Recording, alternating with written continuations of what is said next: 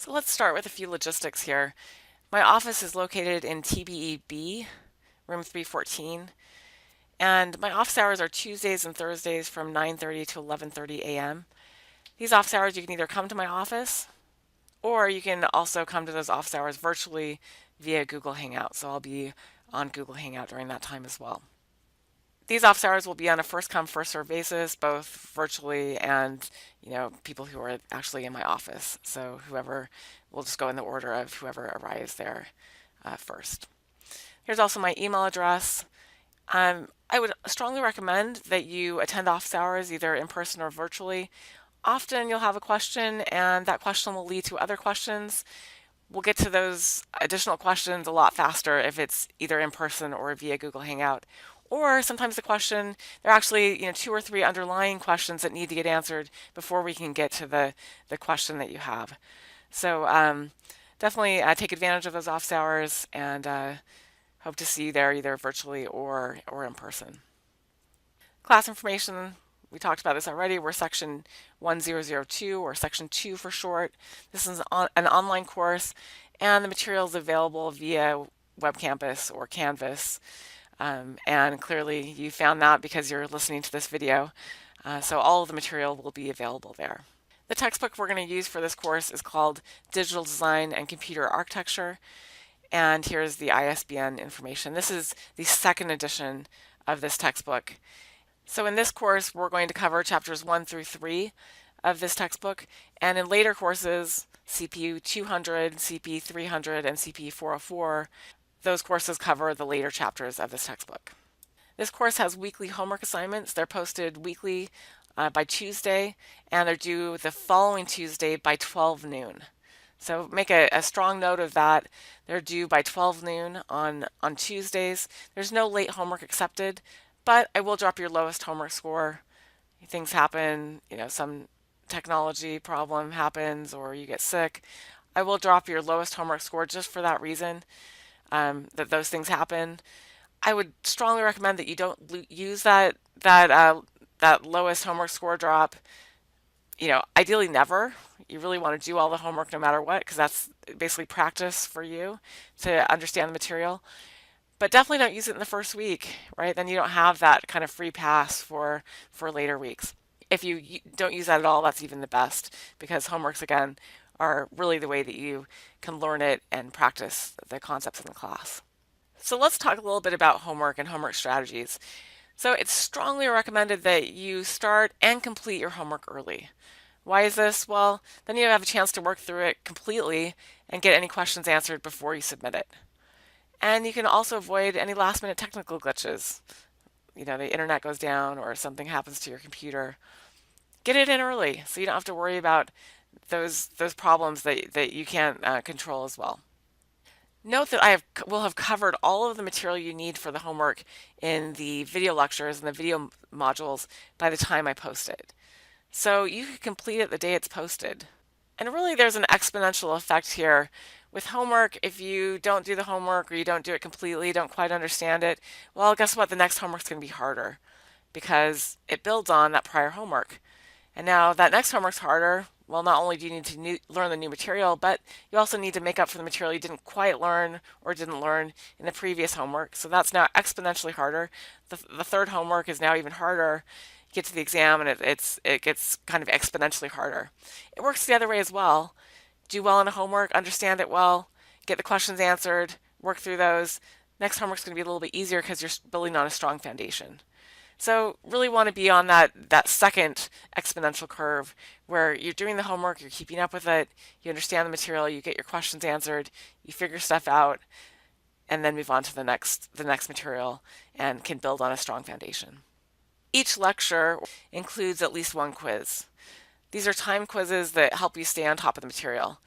So there are no makeup quizzes, but I allow you to take the quiz or retake the quiz several times. So you can take a quiz up to 3 times.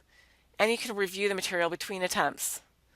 Your final quiz score will be the highest score that you achieve on any of those 3 attempts. In this course, you'll have 2 midterm exams. The first one is on February 26th. That's a Tuesday. It's an hour and 15 minutes long. The second one is on April 9th, also an hour and 15 minutes long, also a Tuesday. And the final is on May 13th, and it's a 2-hour final. And May 13th is a Monday. Exams are comprehensive, and there are no makeup exams.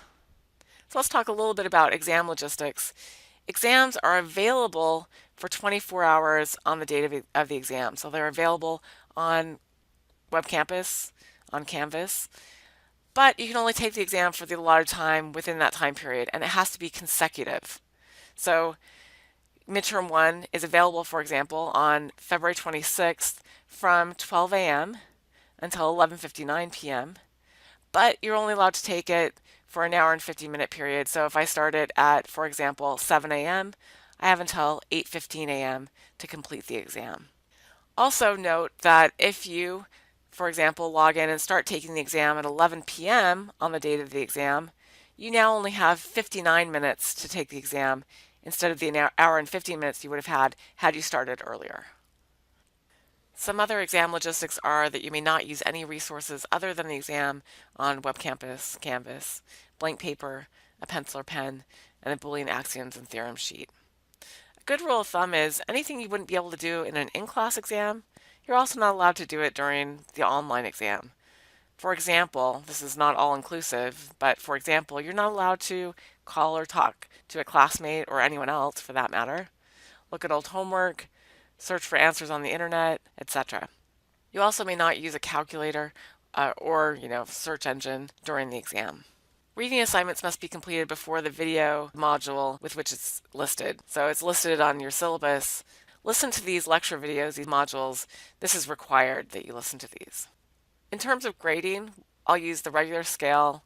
A is 93 to 100%, A minus 90 to 92%, and so on. Each of the components of the course have the following weight in the grading. The in-lecture videos, quizzes, are worth 10%. Homework is worth 20%. Midterms are worth 40%, so 20% per midterm, and the final is worth 30%. Let's talk a little bit about collaboration.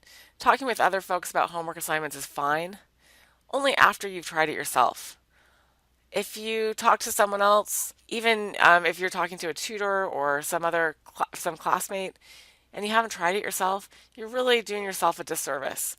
Being able to see a problem and come up with the answer is part of the process. Being able to problem solve. So talking to other people is fine, but only after you've tried it yourself. So there are two modes of failure in this. The first one is either don't look at the homework or barely look at the homework and say, hey, how did you do this? And then you talk to someone and they tell you how to do it and you write that down. Well, now you've just done yourself that disservice because you haven't gone through the thought process yourself of figuring it out. The other mode of failure is spend 10 hours trying to do every problem, not even sure what you're doing, trying to do it, just kind of spinning your wheels for 10 hours, and then now you've run out of time and you submit what you have, but you still don't understand it. So there's somewhere in between there. Spend a couple hours trying it yourself, trying every problem, seeing what you can do, referring to the module notes, trying it out again. Spend 2 hours, maybe tops 3 hours, and then at that point you come to office hours, either virtually or in person. You talk to a classmate, you go to tutoring.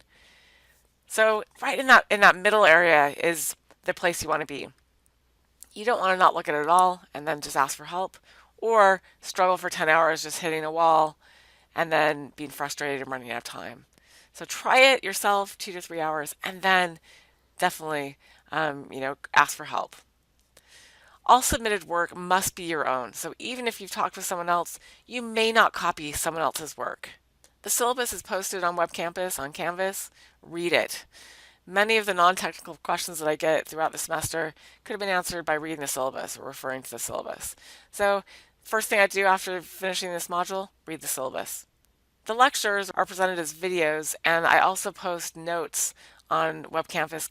And those notes are posted before the videos that you would watch. So what I would recommend is print out those notes, forward to a page, or whatever you'd like. Double-sided, I would, to save paper and to save the mass of paper that you have to carry around or refer to.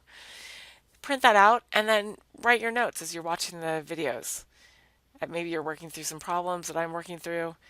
Use those printouts of the lecture notes as a basis for your taking notes.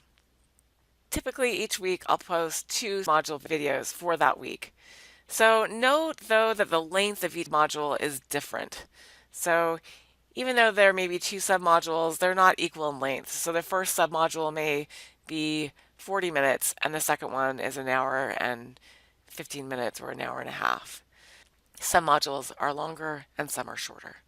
So we have the privilege of working together this semester, and it's really important that even though it's an online class, that it's a respectful class environment. I think especially when you go online, sometimes it's easy to feel anonymous and feel that, hey, maybe easier not to be as respectful. Super important that we use that as a baseline, that we all respect each other.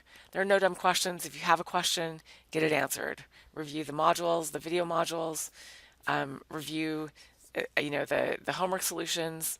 Talk to me either via Google Hangout during office hours or in person during office hours. Everyone's at a different place. It's crucial that this is a safe environment for participation, and I expect that we all interact respectfully, whether that be in person or virtually. There's a quote that I really like by Lord Kelvin. He said, "There's nothing like having misunderstood something to really understand it.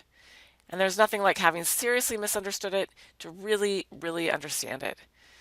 Being able to understand, well, the part that we know, as well as the parts that aren't true around that, actually help us understand it more deeply. So if you don't understand something, it all is not lost.